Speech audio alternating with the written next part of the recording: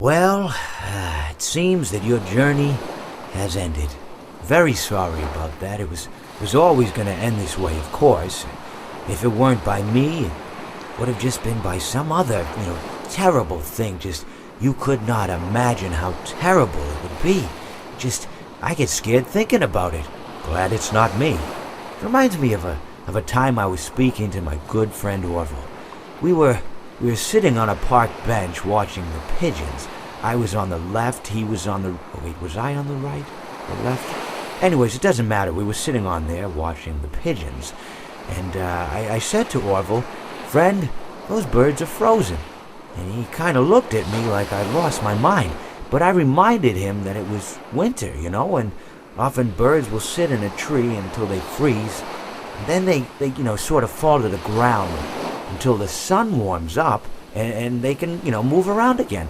So I said to Orville, "You might as well save those breadcrumbs until the birds thaw, because they can't very well enjoy them in the condition they're in." To which he asked what I meant, and asking what condition the crumbs should be in before he threw them to the birds, assuming that I meant the birds couldn't enjoy the breadcrumbs in the condition that the crumbs were in, when in fact I had meant the birds could not enjoy them in the condition that the birds were in, considering that the birds were frozen. So he took a moment and then threw his last handful onto the ground.